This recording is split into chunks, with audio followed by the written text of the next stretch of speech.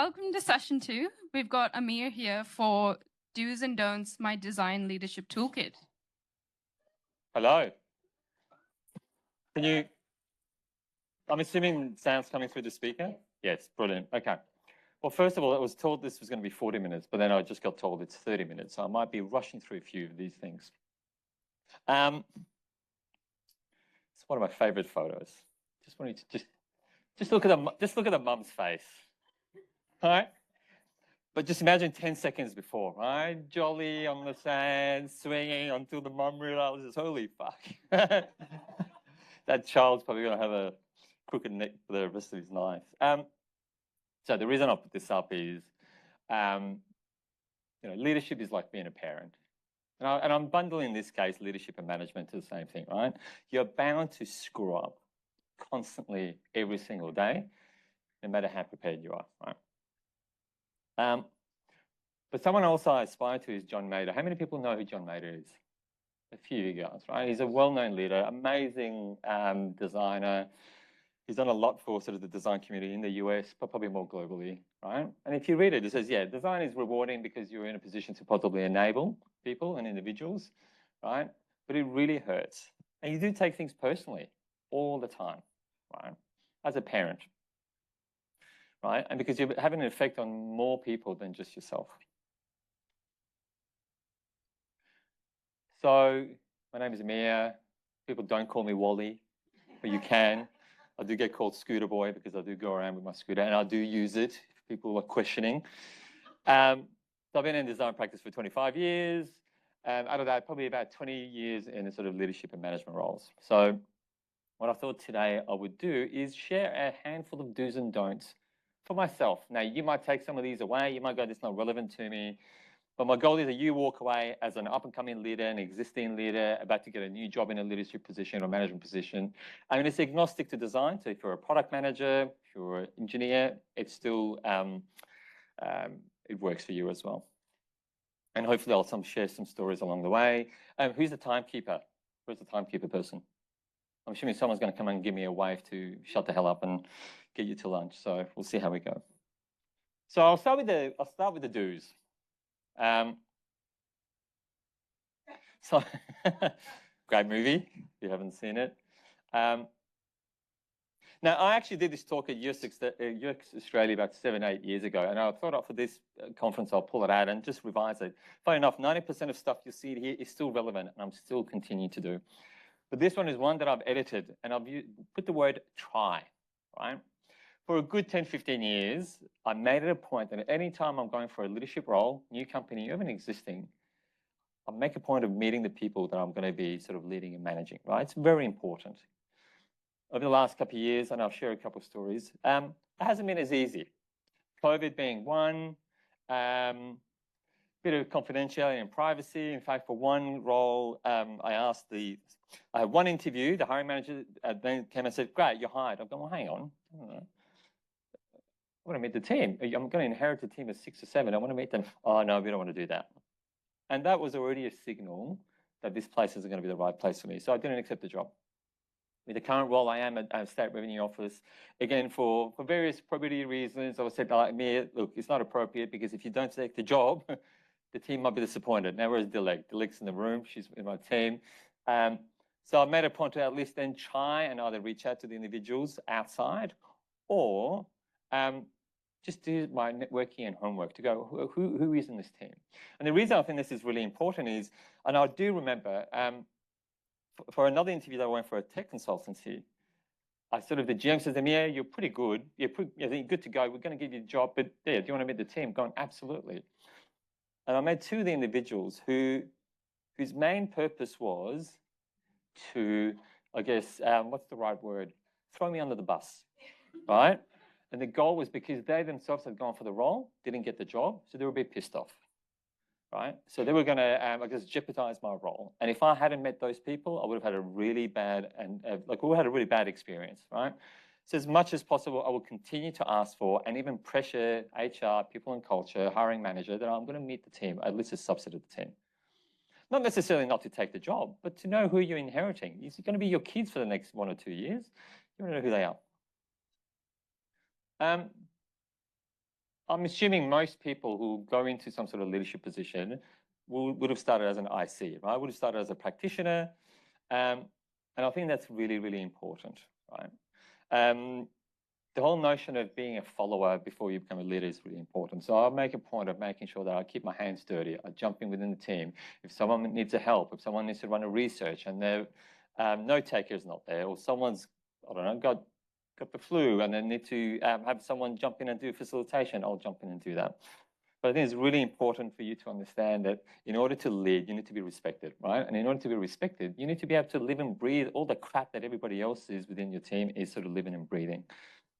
And so wherever you get the chance, even if you're already in a leadership position, now and again, day in the life of, jump back in and be one of your team members, right? And see what life is like on the other side of the fence.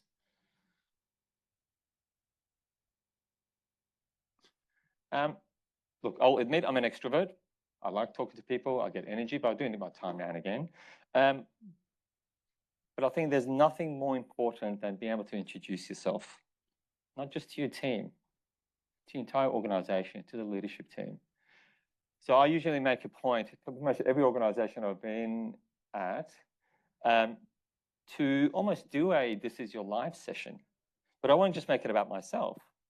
I'll go, right, now let's go around the room. Tell me about you. Tell me about your dogs. Tell me about your kids. Tell me about your favorite color underwear, whatever that might be.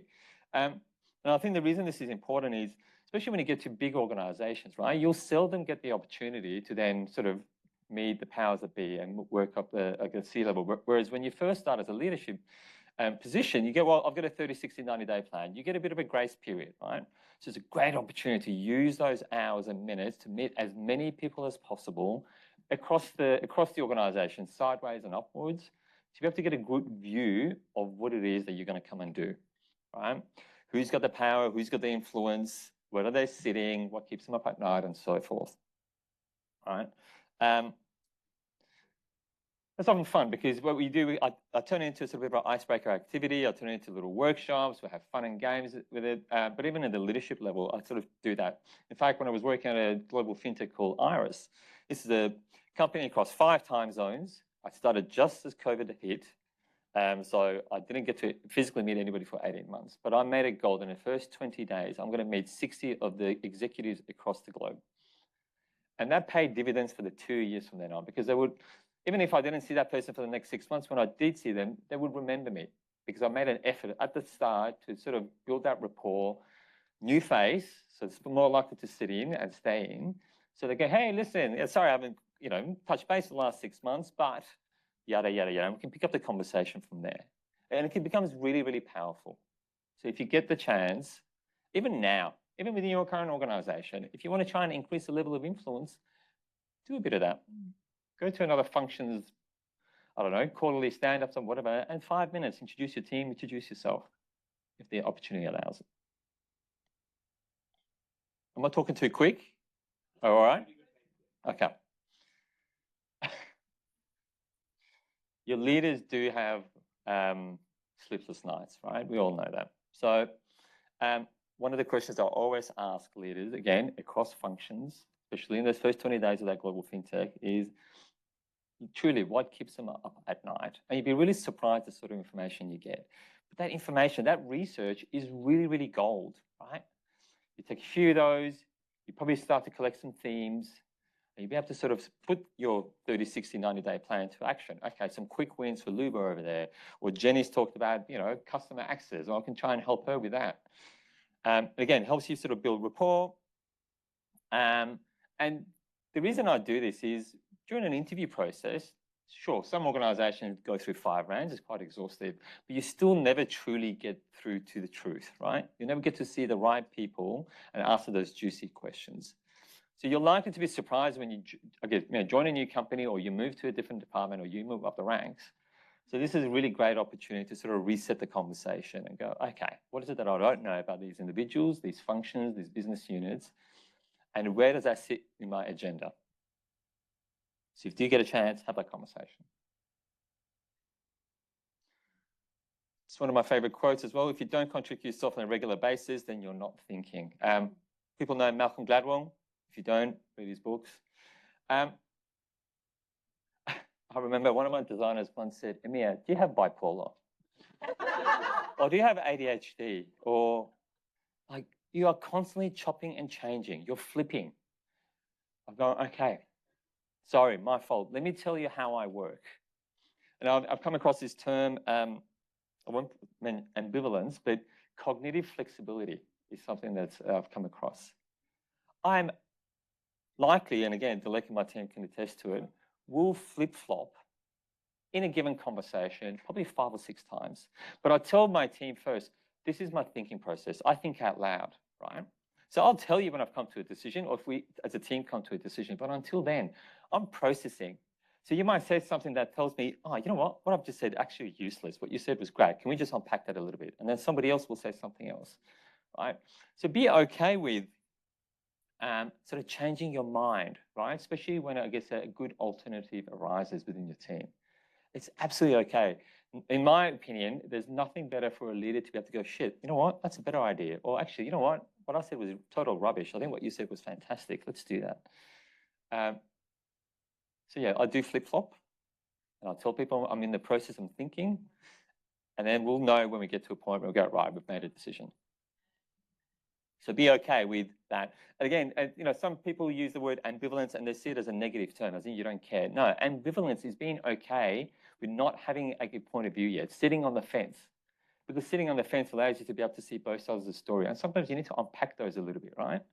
You don't want to jump in and make a decision. Obviously, if the decision is time-bound and it's very important, sure, you jump in, take a risk, make a bet.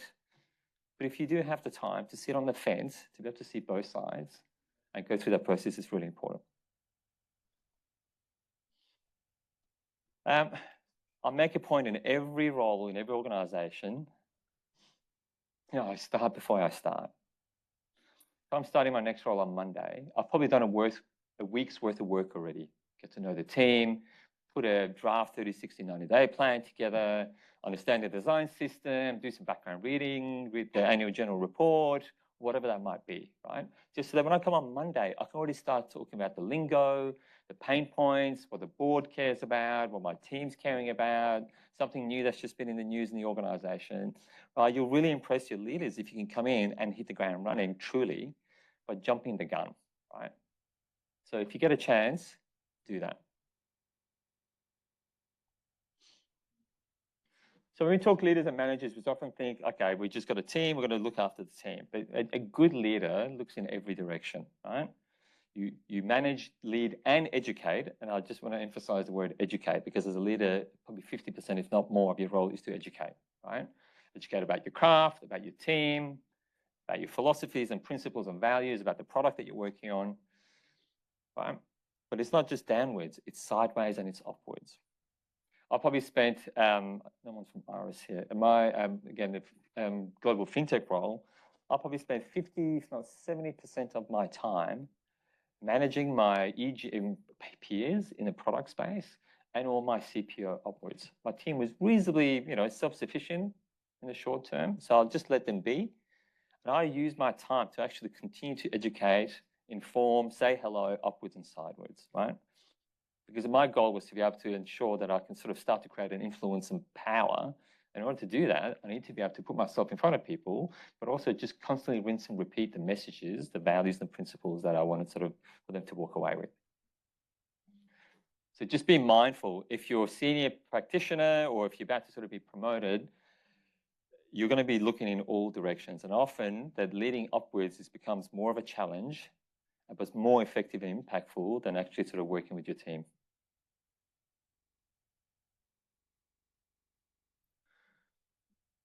So Helen, phenomenal lady. Probably Google and read about it. And what's more important, though, she was deaf and blind, yet she managed to achieve so much. So I will continue to put the team before the organization, 100%. My philosophy is, if you have a team that's humming and they love what they do, they're going to do great work, build great products, which means more customers are going to buy it, everybody wins, right?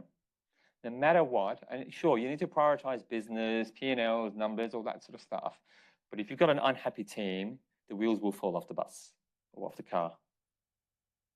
So wherever possible, put as much energy into supporting your team from behind or from the front, but put the people first. They're really important. There's some quotes here that I thought might be useful, but maybe we'll jump back into it. The late Nelson Mandela, right? And this whole notion of giving, and I think this is probably agnostic of actually just leadership. Every one of you in this room, every one of us as practitioners, as human beings, it's really important to give, right? To give back. Jack Lemmon, the late Jack Lemmon, I don't think he's alive anymore. Comedian, actor, he had a great quote. No matter how successful you get, always send the elevator back down, right? Give as much as you get. And the reason I'm doing these talks here is not for me to sort of, fluff myself and give myself status. No, it's just about just giving as much as possible. I've been lucky enough to be in this industry for 20, 25 years, right? So, and now with, I don't know, we've heard of ADP List, right? Sort of mentoring platform, jump onto it. You can become a mentee, you can become a mentor, you can be both, right? And just give minutes a week, a month, it doesn't matter. It's really fulfilling. As I said, I've been lucky to be in this career for a very long time, and I think it's my duty as I start to sort of tail at the end of my career to give back.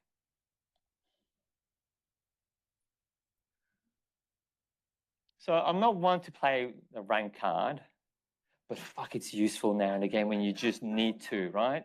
And I'm sure a few of you have been in this room where you go, man, I am struggling to convince that PM.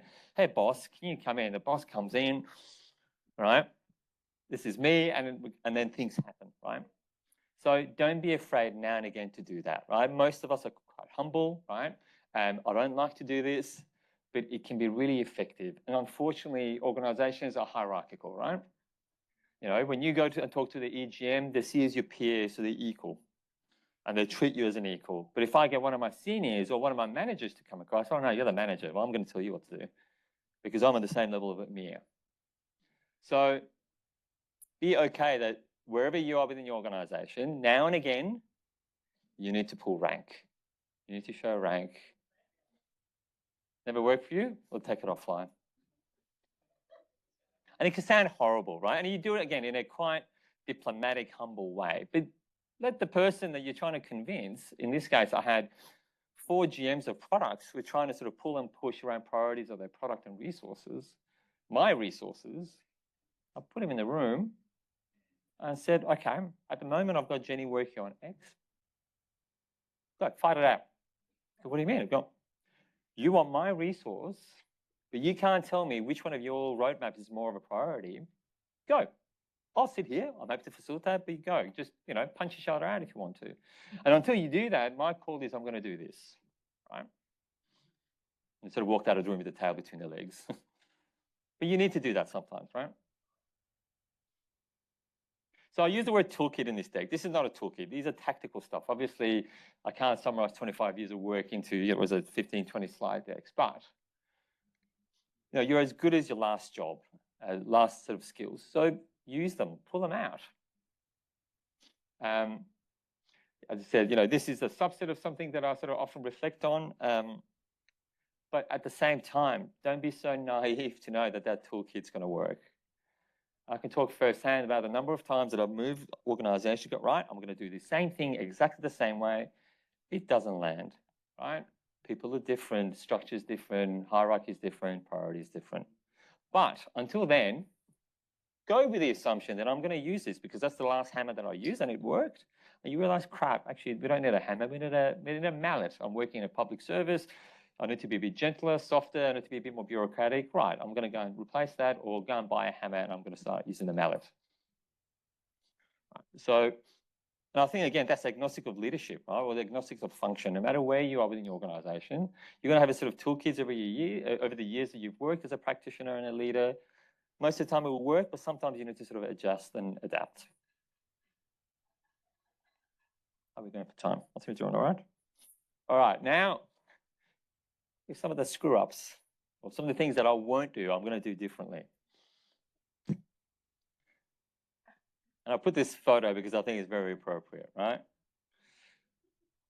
Don't assume everybody's friends, especially these two numpties, right?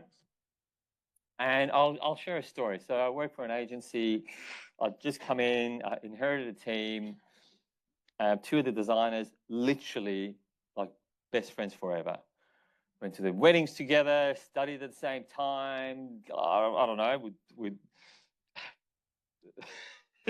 wear each other's underwear and clothes, like really, really close.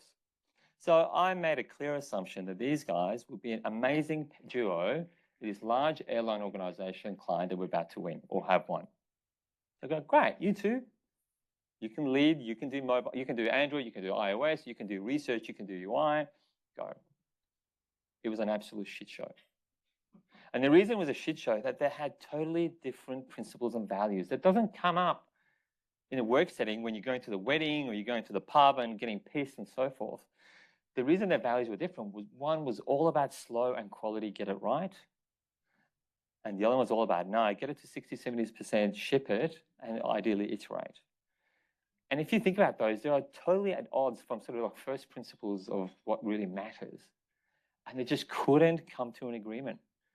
And it got to the point that I'm running design sprints at another client. I'm getting calls and these 2 different times within a minute. They're crying, say, I can't work with this person.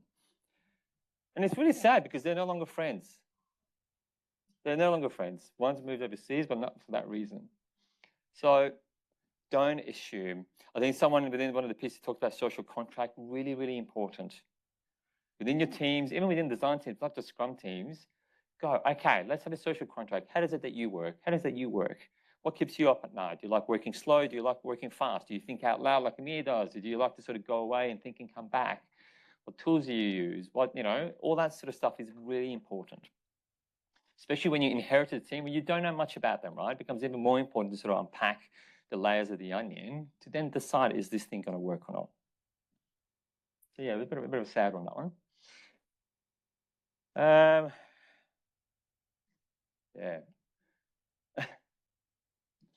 Because across my 20 plus years, I've had people who've been poor performers, yes, that I've inherited, or taken the piss, or they were simply in the wrong role in the wrong organization, right? And I can tell you, you will spend 80% of your energy trying to uplift those individuals by 20% by spending that 80% on the existing team. Now, I'm not saying you basically dump that individual and say it's a lost cause, but you need to know when to pull the ripcord, right? Use your people and culture, use your HR to go, hey, okay, I've tried everything possible for this individual.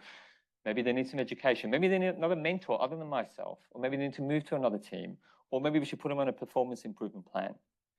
Right? Sometimes you need to make those hard calls and know when you're actually exerting yourself too much to try and save one individual when you know it's not going to work out, where you could be spending that time actually putting the energy to making sure the rest of the team and the organization is actually humming. And it's a really hard one. Like I've had to do that a couple of times where I've just gone, I don't think this person is just going to work out here. I've done everything possible. I've spent way too much energy and to make that tough call. So be okay with that. Flying High, again, for the oldies again, great movie. I used to make a bunch of assumptions. My assumption was, if I've done my job, or I can assess and see that my team's working really well, they don't need me. So I can go over there and work on that high priority thing, or I can go on secondment and do that thing. I'm going to cut back my one-to-ones from once a week with this individual to once a fortnight because they're clearly cruisy. Don't make that assumption. Every leader needs a leader. Everybody needs someone to look up to, right? Even CEOs need leaders and mentors. So don't drop the ball. Just you assume that again that bus or that car is well oiled and going, that you can get off the driving seat and actually go and move to another car. You will constantly need to keep that machine well oiled and humming. Obviously, you can at certain points you need to pull your energy up and down, but it's really important not to sort of give up on that team, assuming that just because you've done it well, done it once, that they continue to go. Again, looking for some quotes. Best friends forever. I think this was probably the thing that I struggled with the most when I first started as a leader. I was I was thrown into leadership in a very young age. I also had sent overseas to another country to manage a team. Those individuals were my peers. I'm now rocked up and I'm their boss. And my mindset was like, they were my friends. I need to remain their friends. But fuck, it made the job that much harder because these people, some of them, in fact, were low performers. So I need to have really difficult conversation. And it's really hard for you. Who's told their best friends, hey, you got some real weaknesses. Let's sit down over a beer because I'm going to tell you what bits of you think that I really don't like. Who's ever done that? You don't, right? Great. More of us need to do it. It's really hard to do. So, and that's not to say totally go extreme the other way and just be totally aloof and not have human connection. It is really important as a leader to have the human connections, hence that this is your life, right? But you need to be able to separate the difference between being someone's friend and being someone's leader. And I think if you can have those really difficult conversations at difficult times with your peers and your staff, they might not like hearing it, but they'll respect you for it. And then 3 years later, you get that text message, which I do once every couple of months. Hey, Amir, I just got this role. I've just got this leadership role. I remember that conversation we had. I thought you were a dick. Mate, thank you very much for having that conversation with me or going through that process because now I'm experiencing it myself. 5 minutes. I do want to leave time for questions. So, okay, next one. Don't be this person, right? Be okay and tell your team that you don't have all the answers, right? And you will help them find the answer. Not necessarily you're going to have the ownership of getting the answer yourself, but you'll support them. Be okay with go, actually, you know what? I don't bloody know. I have no idea. I've never done this before. How could we? How might we? Or, you know, as Anthony said, you know, ask those open-ended questions. But be okay with not having all the answers. That's not the formula for leadership, having the answer to every question. Now, I'm not a proponent of AWS or Amazon. Obviously, there's a lot of things I don't like about them. It's very rare that I quote good old Jeff Bezos. But the one quote that has stuck with me and I'll continue to use is disagree and commit. Right? You will not always get alignment with your peers, leadership, or your team. Right? Either you're trying to advocate for something or they're trying to advocate for something. Be okay with the bets. Be okay with disagreeing, but I'm going to commit you. I don't think this is the right path, but let's have a go. Let's see what that looks like. Do that. Anyway, I think we're wrapping up. So, useful resources. I kept it really short. John Mader, he's got Redesigning Leadership. Great book. I read it about 10 years ago. It's really short, sharp. In fact, he takes his tweets and turn it into his book. Read that. And the neuroscience of trust, because I think trust is one of the biggest formulas for great leaders. And just to wrap up, I'd rather be green and growing instead of ripe, ready to rot, right? So the idea behind this is being a leader is really hard, right? It's a full-time job and you're going to screw up, but it is so rewarding. You mightn't get thanked. You might never get thanked. My daughter of 16 years never thanks me, right? It's okay, but that's my role. But now and again, you get that text message, someone that you worked with 2 years ago, and it only takes one person to sort of make you feel like this is worth doing. Thank you.